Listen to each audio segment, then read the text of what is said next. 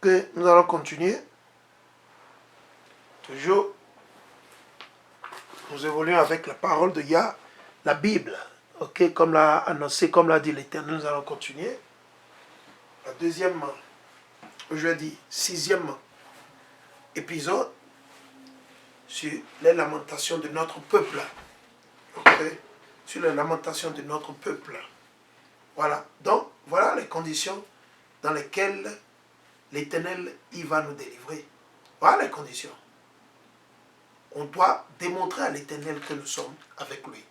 Montrer le regret, l'amertume. Aujourd'hui, ce n'est pas le moment de célébrer.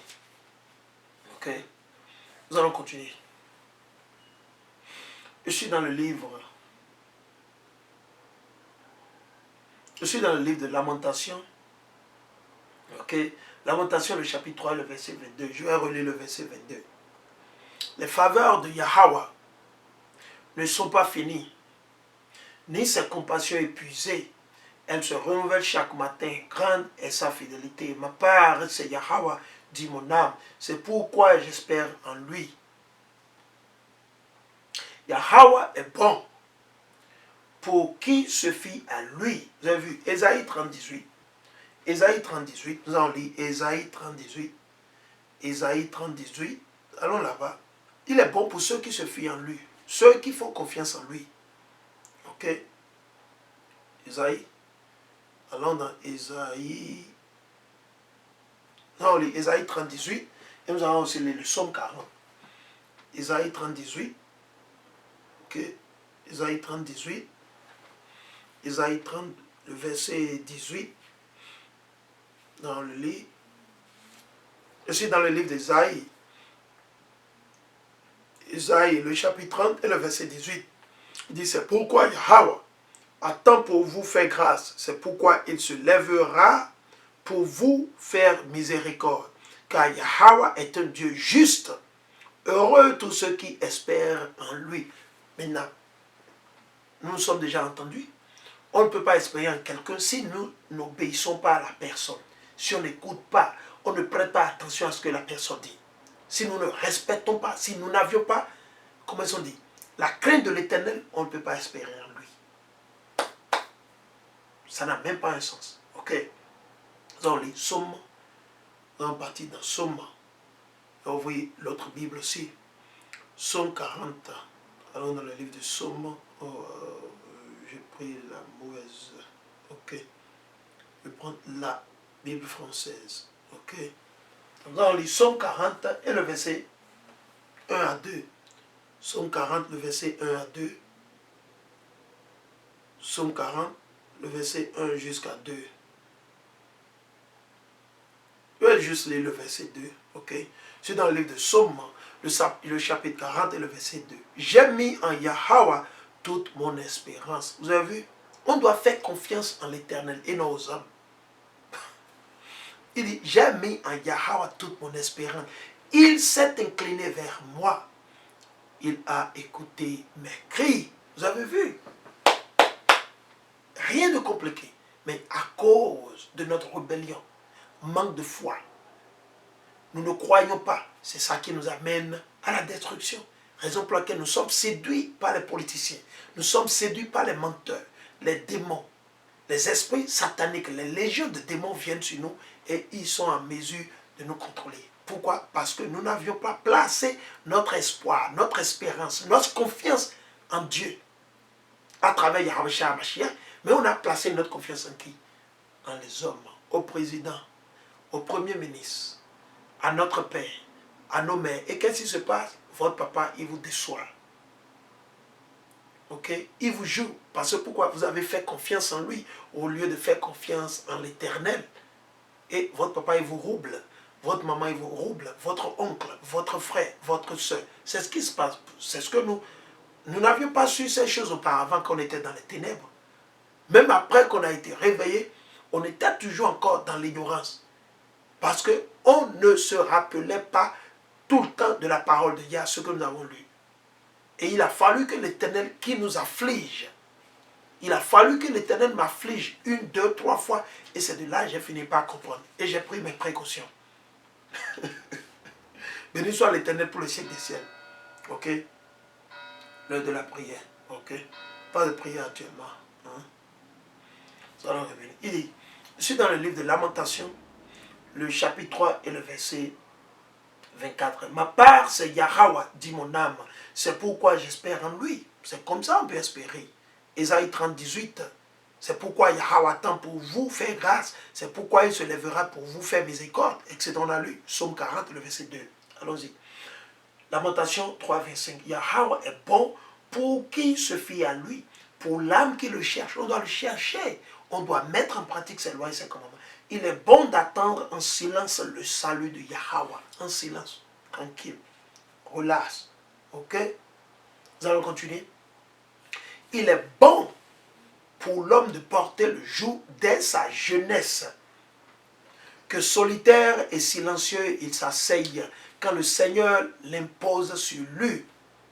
Qu'il mette sa bouche dans la poussière. Peut-être il y a-t-il de l'espoir. Point d'exclamation. Boum.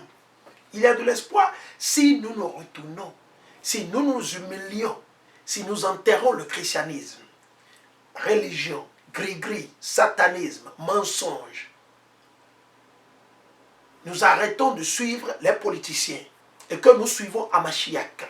On ne doit pas suivre les politiciens. On doit suivre Hamashiach. On doit marcher d'après Yahweh Shé Hamashiach qui sont Père, l'Esprit Saint, et non les politiciens. Et non les politiciens.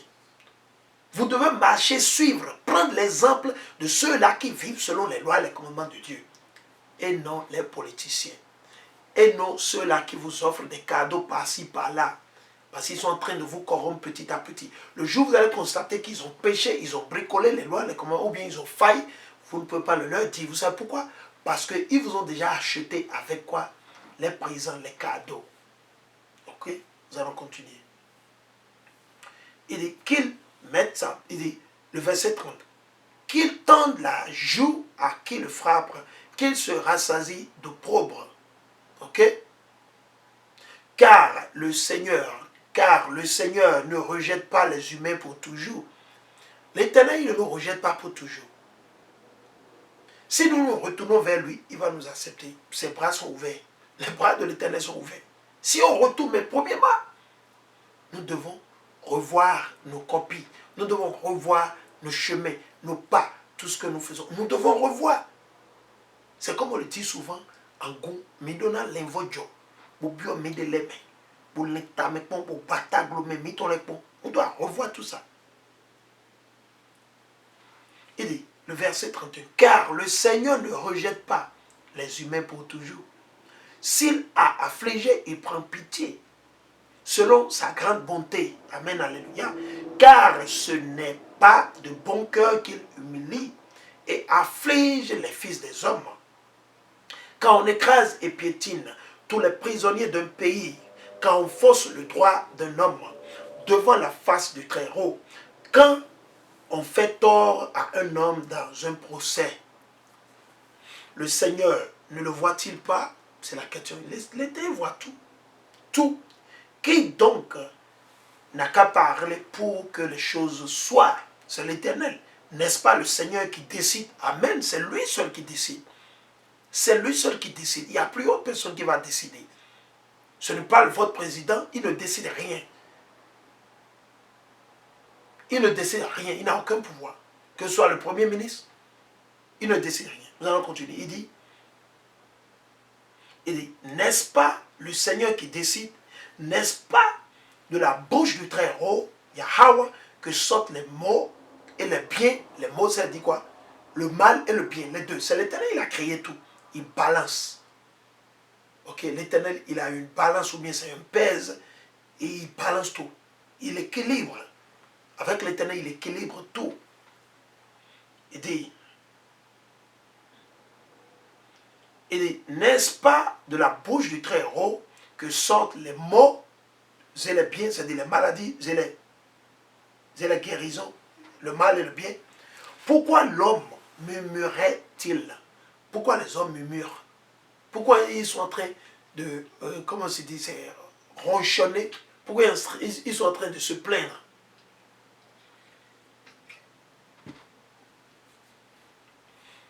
Il dit qu'ils soient plutôt braves contre ses péchés. Vous avez vu?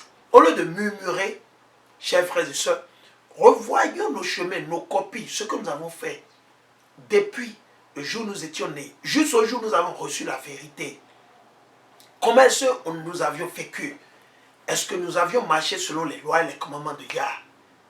Est-ce que nous nous sommes rendus compte que nous étions dans les ténèbres et que nous sommes repentis, convertis à nouveau, renés à nouveau, comme l'a dit Amachia dans Jean le chapitre 3, et retourner vers l'Éternel en obéissant à sa voix, en mettant en pratique ses lois et ses commandements, en observant le Shabbat, le sabbat. Ok? Il dit qu'il soit plutôt brave contre ses péchés. Donc on doit faire face à nos iniquités. Ok? Nous sommes censés, obligés, si nous avons l'intelligence, si nous sommes réellement sages, nous devons faire face à nos péchés.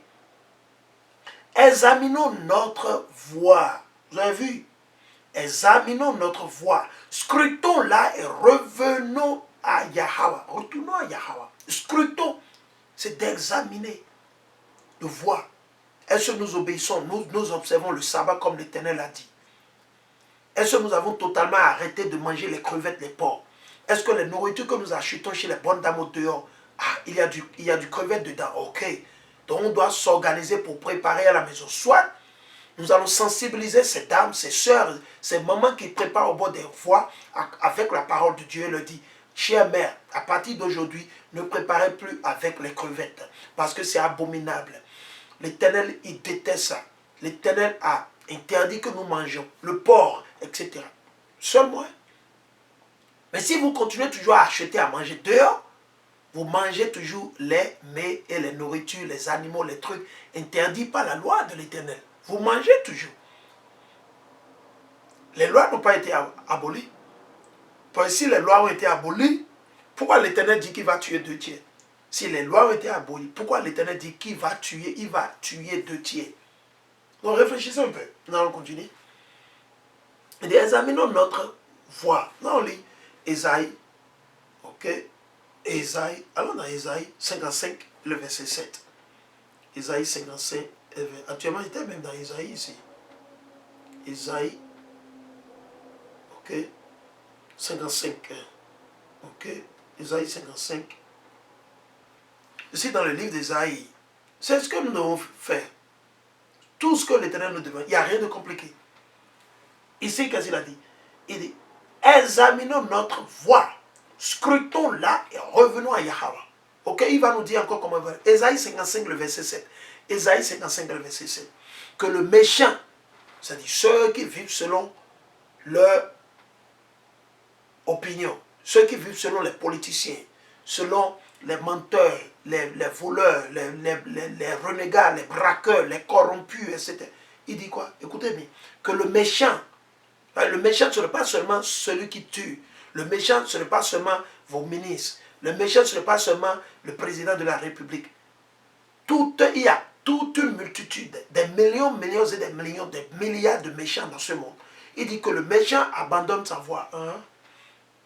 Et le criminel, ses pensées, ok, qu'il revienne à Yahweh et il lui fera grâce à notre Dieu car il pardonne largement. Qui pardonne largement? C'est seul l'Éternel. À travers le sang de son fils Yahweh Mashiach. Ok. Nous allons continuer. Il dit, je viens de lire Ésaïe plutôt. Nous allons continuer. Ici maintenant. Il dit le verset 41. Il dit, élevons notre cœur et nos mains vers le Dieu qui est aux cieux, qui est au ciel. Avant que vous ne levez vos mains et vous faites face à Jérusalem pour prier, demander à Yah, vous avez la première des choses qu'il faut faire. Voilà, il faut examiner premièrement votre voie. Scrutez votre voie et retournez à l'Éternel. Aussi longtemps que vous n'allez pas faire ça, ne perdez même pas votre temps parce que l'Éternel, il n'écoute pas les pécheurs. Jean 9, 31. Ok, merci. Il dit, Nous avons péché, nous sommes rebellés. Toi, tu n'as pas pardonné. Oui, vous péchez contre l'Éternel, il va vous affliger, il va vous corriger. J'ai été corrigé. Et l'Éternel continue de me corriger. Si je désobéis à Yah, il va me corriger. Je mérite.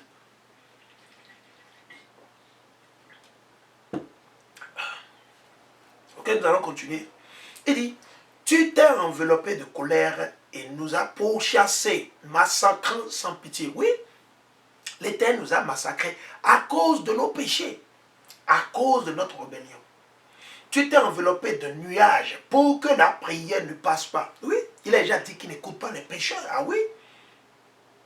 Tu as fait de nous les balayures, un rebut parmi les peuples. Il nous a dit, Deutéronome 28, 48. Deutéronome 28, 48, on va le lire. 47 même, s'il y a bonne mémoire. Je vais lire Deutéronome 28, 37. Deutéronome 28, et le verset 37. Et je vais prendre aussi Deutéronome 28, 49. 28, 49. Ok. Je suis dans le livre de Deutéronome, le chapitre 28 et le verset 37. Il dit, et tu deviendras un sujet d'étonnement. Raison pour laquelle personne ne respecte les Noirs. Regardez comment nos frères béninois, togolais, nigériens, camerounais, quand ils vont en Inde pour aller étudier, vous voyez comment ils sont traités, comment les Indiens de l'Inde les traitent. Ils les traitent comme des déchets. Ok? Quand vous regardez nos frères qui sont allés étudier en Europe, en Chine, comment ils sont traités? Comme rien. Ils ne sont pas considérés. Nos frères qui sont dans le Moyen-Orient, en Afrique du Nord, ils sont considérés? Non, ils ne sont pas considérés. C'est des malédictions que l'Éternel a mises sur nous à cause de nos péchés. Comprenez et acceptez. Il dit, et tu deviendras un sujet d'étonnement, de fable et de raillerie, c'est-à-dire moquerie, parmi tous les peuples, c'est-à-dire toutes les nations, toutes les races chez lesquelles Yahweh te mènera. Et c'est dans la Bible. Heureusement, c'est dans la Bible. Heureusement que c'est écrit, pour qu'on ne dise pas que... Heureusement que c'est écrit dans la Bible. Sinon, ça, c'est comme si c'est moi, je suis en train de concocter. Nous allons le lire. Ok? Voilà. L'Éternel, et lui qui l'a fait à cause de quoi? De nos péchés. Nous allons continuer. Le verset 46. Ça, c'est Lamentation 3, 46. Ils ont ouvert la bouche contre nous. Tous nos ennemis, oui, tous nos ennemis. Tous nos ennemis. Mais pourtant, le nègre, le latino et les hispaniques, ils ne veulent pas comprendre que nous avons des ennemis. Ils se disent que tout le monde nous sommes. Non, nous avons des ennemis. C'est ce que la Bible dit. C'est ce que je suis en train de lire. Il dit, ils ont ouvert la bouche contre nous. Tous nos ennemis. Tous nos ennemis. Hein? Frayeur et fausse fut notre lot. Fracas et désastre.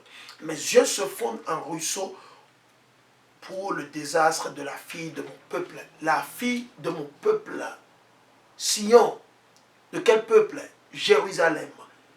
Israël. Jacob. Les 12 tribus d'Israël. La nation choisie, élue dès le début. Par qui? L'Éternel. Lamentation 3, 49. Mes yeux pleurent et ne s'arrêtent pas. Il n'y a pas de répit, pas de repos. Jusqu'à ce que Yahweh regarde et voit du haut du ciel. Mes yeux me font mal. Pour toutes les filles de ma cité, pour toutes les filles, les femmes de Jérusalem. Ils m'ont chassé, pour chasser comme un oiseau, parce que c'est comme si vous voulez attraper un oiseau, le préparer et manger, un poulet, une coque, un oiseau propre. Ok? Ceux qui m'exècrent sans raison, dans une fosse, ils ont précipité ma vie, ils m'ont jeté des pierres. Les eaux ont submergé ma tête.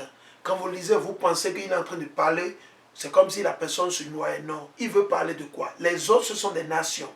Le mot eau ici est là pour représenter les nations. Les nations nous ont submergés. C'est-à-dire, quand quelque chose prend jusqu'à votre tête, c'est-à-dire que vous n'avez plus de force. Donc ces nations, ils ont pris le dessus sur nous. C'est eux qui gouvernent sur nous. C'est pour ça qu'ils nous ont donné le christianisme et l'islam. Parce que ce sont ces nations qui nous gouvernent. Au début, auparavant, nos aïeux n'étaient ni chrétiens ni musulmans. Nous sommes devenus chrétiens musulmans parce que ces nations, ils ont pris le dessus sur nous à cause de nos iniquités, à cause de nos péchés envers l'éternel Yahweh. Je disais, je suis perdu. Nous sommes perdus. Mais nos frères et sœurs, ils ne veulent pas reconnaître. Nous sommes perdus. En tant que nation, nous sommes perdus. Nous sommes perdus. Plus de 80% de la nation d'Israël est perdue. J'ai invoqué ton nom, Yahweh, de la fosse profonde.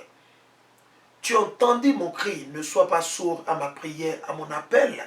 Quand on se retourne vers lui, tu te fis proche au jour où je t'ai appelé. Tu as dit, ne crains pas. Tu as défendu, Seigneur, la cause de mon âme. Tu as racheté ma vie. Ok? Tu as racheté ma vie. Tu as vu, Yahweh, le tort qui m'était fait. Rends-moi justice. On demande la justice. L'Éternel n'a qu'à nous venger de la main de nos oppresseurs, de nos ennemis, de ceux-là qui nous détestent. Tu as vu toute leur rage, la rage de Esau, des Édomes. Ceux-là que vous appelez communément les faux blancs ou vos blancs. Nous on les appelle les rougeaux. Les rougeaux. Parce qu'ils ne sont pas blancs. Il dit, tout leur complot contre moi, tout leur complot, tous ceux qui complotent contre les Noirs, ils nous appellent quoi? Les pays du tiers-monde. Ils appellent l'Haïti, pays du tiers-monde. N'est-ce pas? Ok. Il n'y a pas de problème. Tu as entendu leurs outrages, Yahweh. Tout leur complot contre moi. Tout leur complot contre quoi? Jérusalem. Ils ont volé la terre. Ils sont allés s'installer là-bas et ils disent qu'ils sont les Juifs. Or, nous savons très bien, selon les prophéties bibliques, la destruction des Juifs, les conditions dans lesquelles les vrais Juifs seront en train de vivre, ça ne les sied même pas. Ils ne sont même pas ces faux Juifs, ceux-là qui prétendent aujourd'hui, qui disent qu'ils sont Juifs, et or ils ne sont pas. Selon Révélation 2.9, Révélation 3.9, comme l'a dit à Mashiach, à Jean, ils ne sont que les synagogues de Satan, c'est-à-dire les maisons, c'est les maisons, comment ils sont dit, mères. Ils sont la racine du diabolisme. Ceux-là qui prétendent aujourd'hui qu'ils sont juifs. Ok? C'est eux. Il dit, tu as entendu leur outrage. Yahweh, tous leurs complots contre moi, les propos que chuchotaient mes adversaires contre moi tous les jours, qu'ils asseyent ou se lèvent, regarde, je leur sers de chansons. Retribue-leur, Yahweh, selon l'œuvre de leurs mains. Mets en leur cœur l'endurcissement, ta malédiction sur eux. Poursuis-les avec colère. Extirpe-les de dessous tes cieux. Donc, vous avez vu la prière que Jérémie a fait, la terre, Jérusalem. Ils ont demandé à l'Éternel d'exterminer, de tuer, de détruire les autres nations qui nous ont oppressés. Les autres nations qui détestent les Noirs. Vous qui rejetez, vous détestez les Béninois. Vous leur compliquez la vie, vous compliquez la vie aux Togolais, aux Nigériens, aux Sénégalais, aux Camerounais, aux Haïtiens, aux Mexicains. Vous qui compliquez, vous qui détestez, le jour arrive où notre Dieu, le Dieu de nos aïeux, le Dieu d'Abraham, d'Isaac et de Jacob, il va vous extirper, il va vous détruire de sous les cieux, il va vous exterminer. Ça arrive. De la même manière, vous avez joué le rôle en tuant des millions de nos aïeux, en les prenant comme esclaves, et que ce soit vous qui nous ont donné le christianisme et l'islam, ces deux nations, vous allez payer le prix. Vous n'allez pas vous échapper. Vous qui avez donné l'islam aux Noirs, aux Nègres, aux Béninois, aux Togolais, aux Ghanéens, aux Nigériens, etc. La liste continue. Vous qui avez donné le christianisme aux Noirs, aux Nègres, aux Latinos, etc. L'Éternel, il arrive pour vous. Vous n'allez point échapper. À bon attendeur, salut. Mieux vaut vous préparer. Parce que le temps s'approche. Vous n'avez plus assez de temps. Vous avez déjà passé votre moment satanique. Nous allons partir dans le livre de Baruch, le chapitre 3 et le verset 8. Baruch, le chapitre 3 et le verset 8. Je suis dans Baruch, le chapitre 3 et le verset 8. nous voici aujourd'hui encore en cet exil, où tu nous as dispersés pour être une opprobre, une malédiction, une condamnation, après toutes les fautes de nos pères qui s'étaient éloignés du Seigneur notre Dieu. C'est ce que nous avons fait et c'est ce que nous continuons de faire. Donc, nous allons utiliser ce mot pour finir cet épisode, cet 6e épisode. Ok? Écoute Israël, les préceptes de vie. Écoute qui? Vous, les Béninois, les Togolais, ceux-là qu'on appelle aujourd'hui les Noirs ou les Nègres, les Latinos et les Indiens natifs, éparpillés dans les 4 coins de ce monde, que ce soit en Europe, en Afrique, dans l'Asie, le Moyen-Orient, dans les Caraïbes, etc. Ce message est pour vous. Écoute Israël, les préceptes de vie. Tends l'oreille pour connaître la science. Pourquoi Israël? Pourquoi es-tu au pays de tes ennemis? Pourquoi? Pourquoi sommes-nous au pays de nos ennemis? Pourquoi? C'est à cause du péché, à cause de la rébellion. Vieillissant en terre étrangère, te souviens avec les morts. Proverbe 21, 16. Comptez parmi ceux qui vont au Sheol, ceux qui vont en enfer. C'est que tu as abandonné la source de la sagesse. Nous avions abandonné la source de la sagesse, l'Éternel Yahweh.